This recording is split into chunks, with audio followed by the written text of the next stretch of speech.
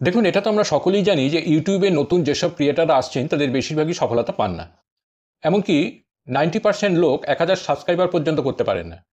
ক্রিয়েটারদের ফেলিওরের পেছনে কারণ তো অনেকই আছে, কিন্তু এমন অনেক কমন মিস্টেক আছে অলমোস্ট সব ক্রিয়েটার, বিশেষ করে আপনি যদি নতুন ক্রিয়েটার হন আর আপনার চ্যানেল গ্রো হচ্ছে না, তো আপনি এমন কমন মিস্টেক করে বসেন যা বেশিরভাগ ক্রিয়েটার করে থাকে, যার জন্যে আপনি আপনার চ্যানেলকে কোনোদিন গ্রো করাতে পারবেন না।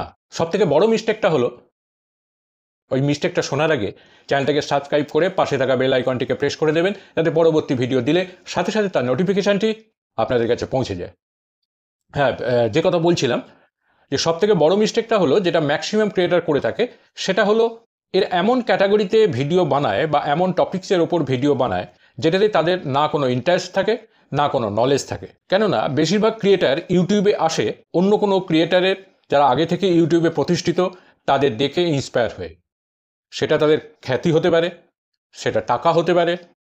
ইন্সপায়ার হয়ে ভিডিও বানাচ্ছে, এটা অবধি ঠিক আছে, কিন্তু লোকে কি করছে, যারা সেম ক্যাটাগরিতে সেম টপিক্সের ওপরই ভিডিও বানাতে শুরু করে দিচ্ছে। প্রবলেম কোথায় হয় না, তাদের ক্যাটাগরি বা টপিক্সের ওপর না ইন্টারেস্ট আছে, না নলেজ আছে। ন্যাচারালি এস্টাবলিশ ক্রিয়েটারের সঙ্গে প্রতিযোগিতায় সাফল্য পায় না। একজন নতুন ক্রিয়েটারের কাছে না অতটা নলেজ থাকে, না রিসোর্স থাকে, না ইকুইপমেন্ট থাকে, না এক্সপিরিয়েন্স থাকে। সাধারণভাবেই সে এস্টাবলিশ ক্রিয়েটারের সঙ্গে প্রতিযোগিতায় পারবে না, কেননা তার থেকে বেটার ভিডিও অলরেডি ইউটিউবে রয়েছে, তাদের কোয়ালিটিও ভালো এবং রিচও ভালো তাদের। সুতরাং নিজের ইন্টারেস্ট নেই এমন ভিডিও বানানো সব থেকে বড় মিস্টেক। দেখুন, নিজের ইন্টারেস্ট আছে এমন ভিডিও বানানো ভীষণ ইম্পর্টেন্ট, কারণ ইউটিউব একটা লং প্রসেস। আপনি একটা ভিডিও দিয়ে দিলেন আর সাকসেসফুল হয়ে গেলেন, সেটা সম্ভব নয়। কারোর 5 বছর, 6 বছর, 10 বছর লেগে যায়। সেই জন্যই বলছি যে যখনই কোনো ক্যাটাগরি চুজ করবেন, তখন ইন্টারেস্ট আছে এমন ক্যাটাগরি চুজ করুন। এমন অনেকে আছেন যে যারা নিজেরই জানেন না যে তাদের কিসের উপর ইন্টারেস্ট আছে বা তাদের কী ধরনের ভিডিও বানাতে হবে। এর একটা সিম্পল রাস্তা আছে, আপনাদের বলে দিই। ইউটিউবে যান, সেখানে আপনার ওয়াচ হিস্ট্রিটা দেখুন যে কী ধরনের ভিডিও আপনি বেশি দেখেন। এখান থেকে আপনি বুঝতে পেরে যাবেন যে কী ধরনের ভিডিওতে আপনার ইন্টারেস্ট রয়েছে। একবার এটা বুঝে গেলে আপনাকে দেখতে হবে যে ওই ক্যাটাগরিতে কোন চ্যানেল এই ধরনের ভিডিও বানাচ্ছে। সেই ভিডিও দেখে ইন্সপায়ার হয়ে, কপি করবেন না, ইন্সপায়ার হয়ে আপনি আপনার কন্টেন্ট তৈরি করুন। আর একটা কথা এখানে আপনাদের বলে দিই যে আপনারা যে ক্যাটাগরি চুজ করুন না কেন, তার সাব ক্যাটাগরি নিয়ে ভিডিও বানান।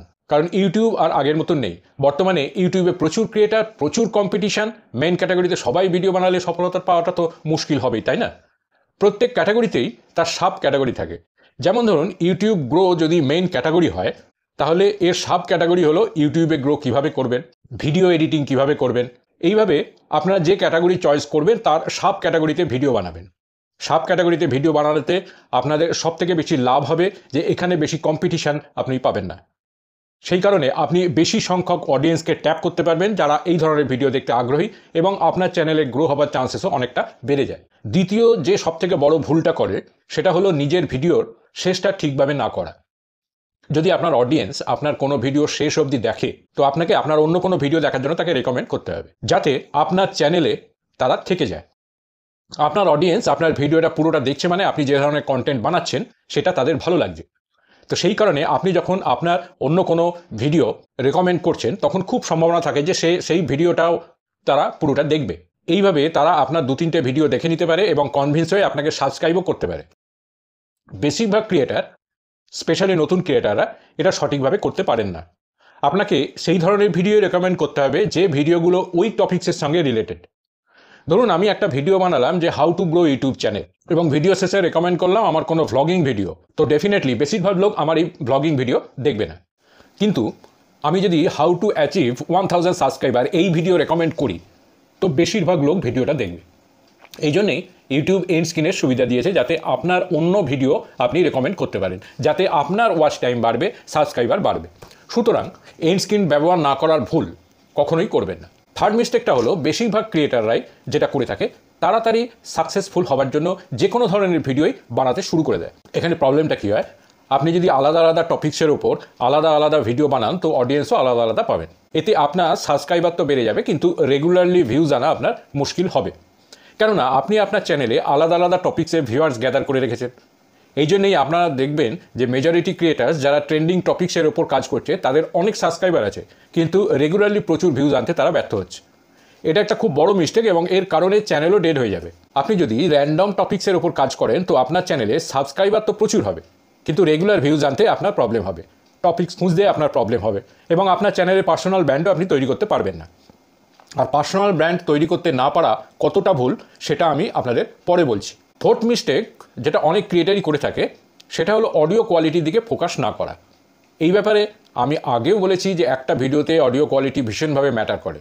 এমন অনেক ক্রিয়েটার আছেন যাদের ভিডিওতে দেখবেন যে এডিটিং খুব সুন্দর, থাম্বনেল খুব সুন্দর, কিন্তু সাউন্ড কোয়ালিটি খারাপ, আর সেই জন্যই তাদের ভিডিওর ওভারঅল কোয়ালিটি খারাপ হয়ে যায়।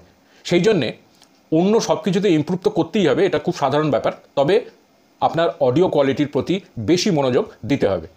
অনেক ক্রিয়েটারই জানেন যে তাদের ভিডিওতে সাউন্ড কোয়ালিটি ভালো নয়, কিন্তু তারা বুঝতে পারেন না যে কোন জায়গায় প্রবলেমটা আছে।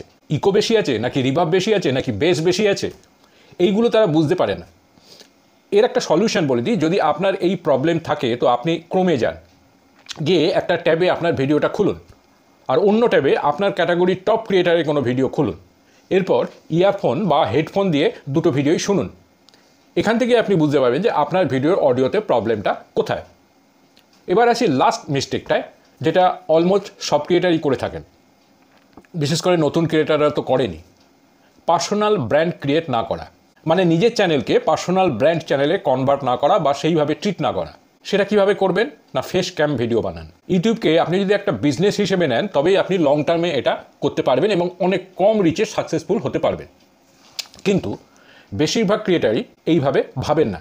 যেমন কোকাকোলা একটা ব্র্যান্ড, এর সফট ড্রিঙ্কস বাজারে আসে, এটা সবাই জানে। সেই রকমই ইউটিউবে একটা চ্যানেল হলো একটা ব্র্যান্ড।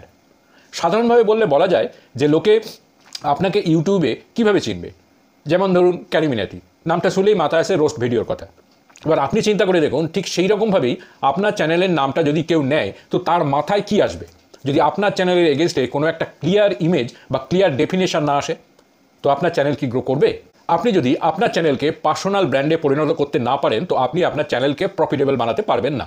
আপনি যদি বিভিন্ন বিষয়ের ওপর ভিডিও বানিয়ে একই চ্যানেলে দেন তো আপনার পক্ষে ব্র্যান্ড চ্যানেল বানানো মুশকিল হবে এবং তার ফলে আপনার স্পন্সরশিপ পাওয়া মুশকিল হবে, কনসিস্টেন্টলি ভিউজ পাওয়া মুশকিল হয়ে যাবে। আপনি যদি এই ভুলগুলো করেন তো সেটা এবার শুধরে নিন। যে কোনো একটা ক্যাটাগরি চুজ করুন আর সেই ক্যাটাগরিতেই ভিডিও বানিয়ে যান, দেখবেন আপনার পার্সোনাল ব্র্যান্ড নিজে থেকেই তৈরি হয়ে গেছে। আশা করি আজকের ভিডিওতে আপনাদের বোঝাতে পেরেছি যে কোন মিস্টেকগুলো করলে ইউটিউবে টিকে থাকা মুশকিল হবে। যদি ভিডিওটা ভালো লাগে বা মনে হয় যে না আমার কথাগুলো যুক্তিযুক্ত তো একটা লাইক করে দেবেন, পারলে শেয়ার করে দেবেন। দেখা হবে পরের একটা ভিডিওতে। নমস্কার।